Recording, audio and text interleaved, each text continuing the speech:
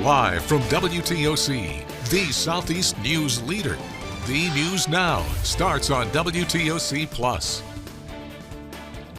Thanks for joining us here for the news on WTOC Plus. I'm digital anchor Jude Binkley. We are going to start this afternoon with a traffic alert because the I-95 is not looking good right now. Let me pull up some traffic cams for you. You can see all this red right now from just a little south of Ridgeland, north of Hardeeville, extending into the state line, almost coming down to the intersection with the 21. There have been two separate crashes that have each closed a lane on this area of the 95 around Hardeeville. Let me go to one of the cameras. This is a live look right now at mile marker 3.9. You can see that traffic backed up pretty far. Traffic's moving. It says just about 15 miles an hour. I saw mile marker 5 looked pretty rough too. Let's see. Yeah, this is a good view. This is traffic moving south, just really backed up for miles. SCDOT and the Georgia 511 as well are saying to use caution if you plan on traveling in the areas. Frankly, I'll just say try to avoid the 95 right now if you can, because we've just been seeing that traffic continue to back up. Again, this is from a little north of Hardeeville to south past the state line, kind of creeping down toward the intersection with Highway 21. This is something we'll continue to monitor here on WTOC, and we will keep you posted online on our web stories up right now when that area does ultimately clear up. We're going to continue with our headlines for the day because we do have new details on the overnight shooting in Savannah that sent two men to the hospital. This was the scene last night near 46th Street and Burroughs. Savannah police say around 9 p.m., officers responded after two adult men were shot. Police say they were driving, hit a parked car, and were shot at. Then they say while fleeing, the men hit another car and were ultimately shot and hit. The victims suffered non-life-threatening injuries, and Savannah police are investigating the shooting. Well, in Hinesville, the Coastal News Service reported a vehicle plowed into a home on Christmas night. As you can see, the car hit the home located on Timber Ridge shortly after 11 p.m. last night. As you can see on your screen, the car caused pretty extensive damage to the living room of the house. The Hinesville Police Department is investigating the cause of the accident. Fortunately, no injuries have been reported. Well, we have a health alert for you here on WTOC Plus. A salmonella outbreak tied to raw oysters has sickened more than 60 people across 22 states, including right here in Georgia. Most people reported eating raw oysters before getting sick, and around 20 people have been hospitalized from the outbreak. The CDC and the FDA are investigating. However, there's been no official recall yet. Health experts say if oysters are going to be on your holiday menu, you should cook them thoroughly to stay safe. Well, the Georgia Department of Public Safety has released their list of traffic-related incidents leading up to the Christmas holiday. They say 38 people have been cited for driving under the influence, 24 people were caught distracted driving, and 30 were ticketed for not wearing a seatbelt. In total, there were 36 crashes statewide. Agencies say 3 people were killed in those crashes. And staying with travel news, today is expected to be one of the busier days at airports across the country, including the world's busiest airport in Atlanta. Niamani Watson with our sister station in Atlanta has more on how things have been looking this afternoon. Day after Christmas, I thought everybody going back home. It's the day after Christmas at the world's busiest airport. Hartsfield-Jackson Atlanta International Airport officials expect around 350,000 people to pass through today.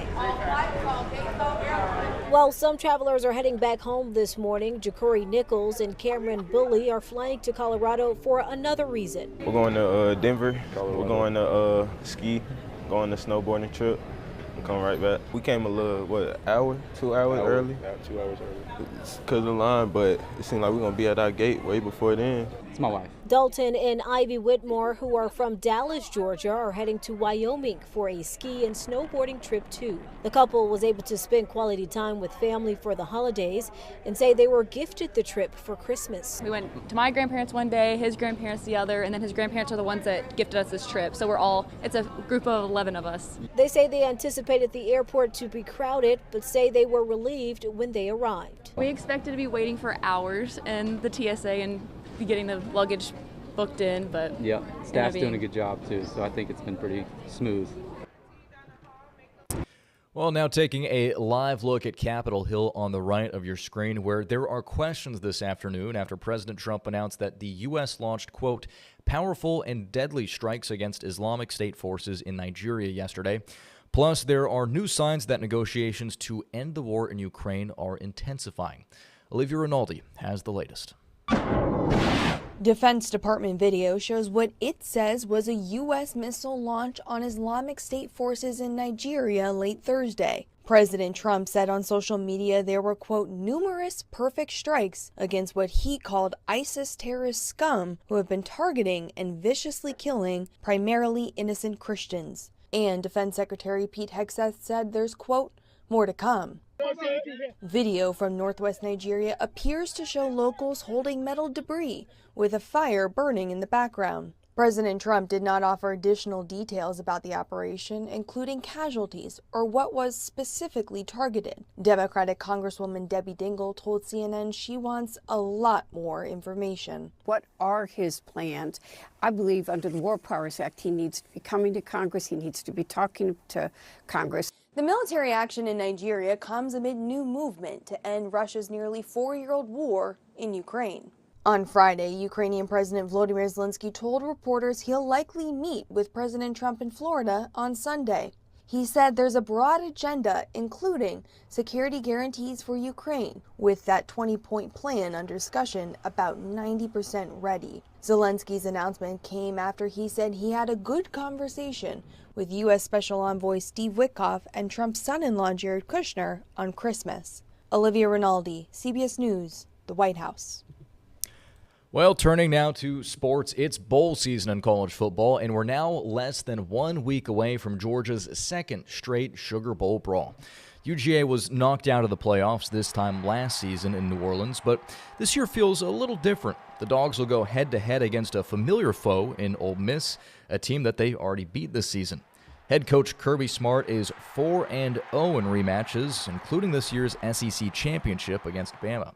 That's a record that's not weighing heavily on his mind heading into New Year's Day.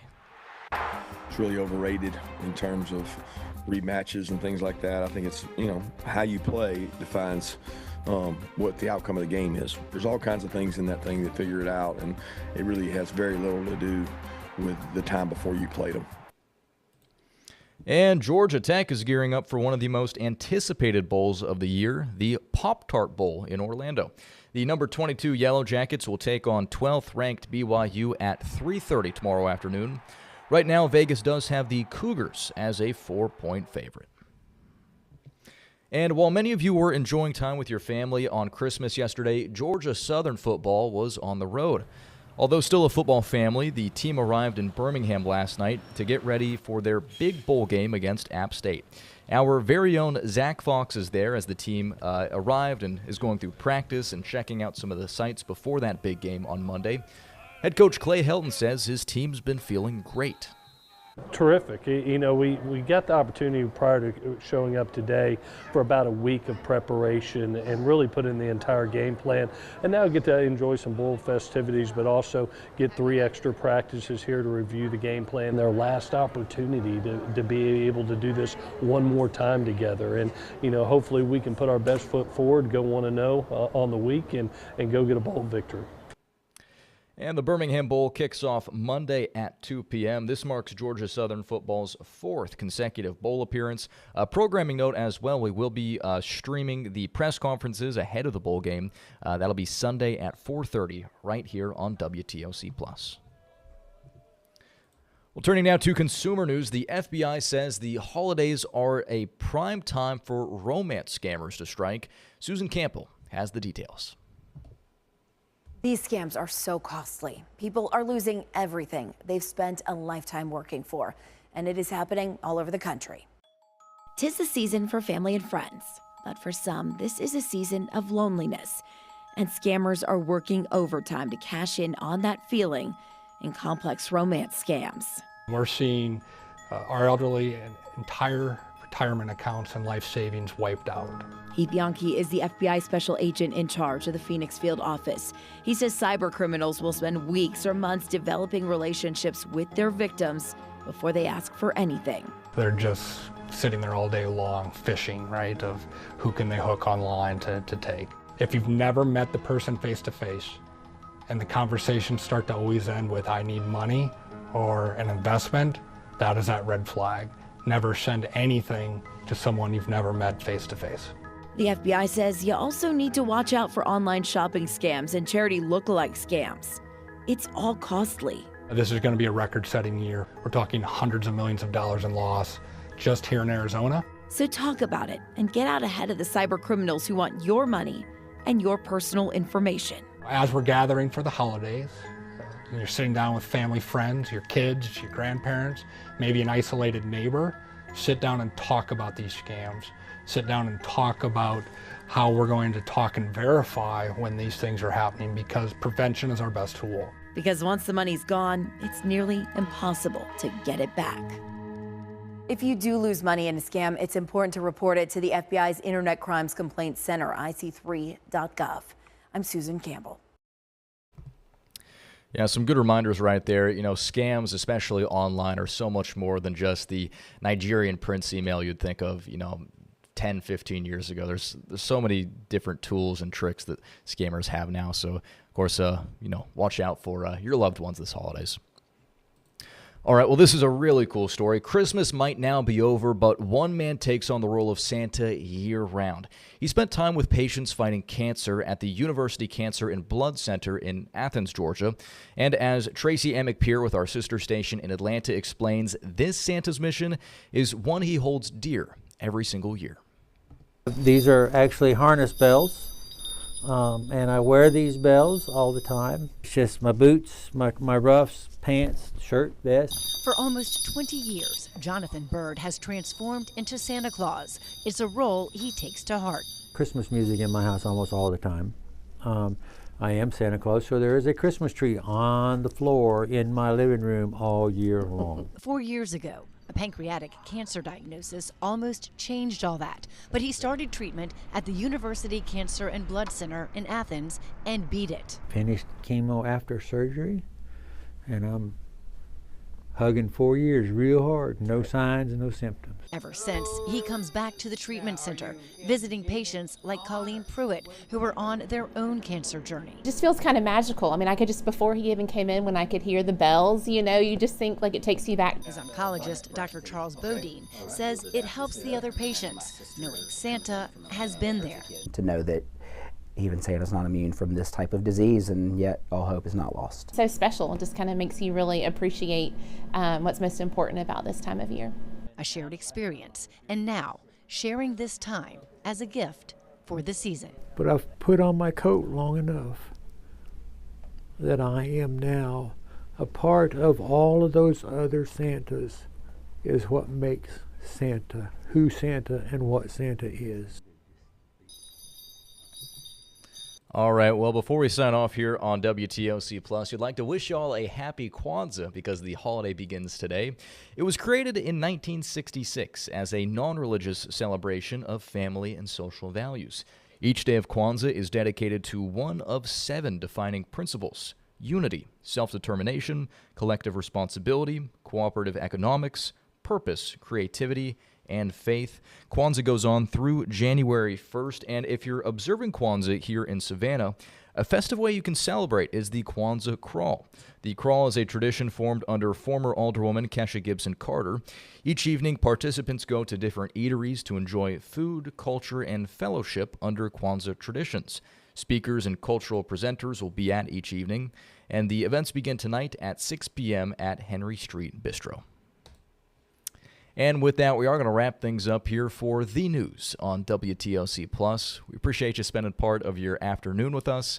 We'll be back in just about 45 minutes for another round of stories during Welcome to Our Community.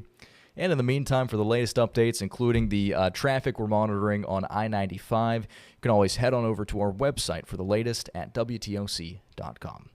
Thanks for watching, and here's Local News Live.